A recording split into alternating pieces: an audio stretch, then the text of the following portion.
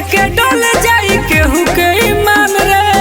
हर चीज ऐसन बनी हो ई जवानी के गोरम बजरबा हमरा से आँखों हजरबा।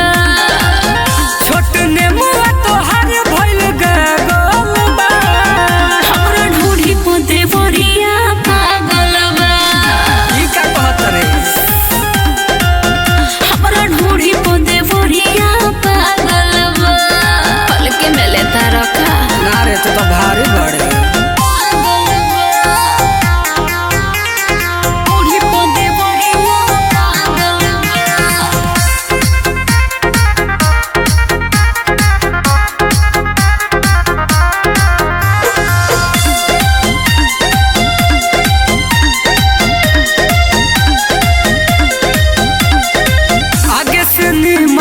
बाटे तोर पाछा रे खाके कसम कही लगे बड़ी अच्छा रे।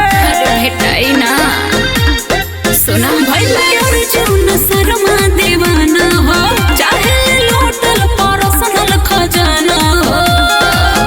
तोर चक्कर में अजितवा जगलबा हमरा ढूढ़ी को देवरिया पागलबा। हमरा ढूढ़ी को देवरिया पागलबा। अरे ढेर लोग के घुमाइले हो आओ कबू था लग जाए।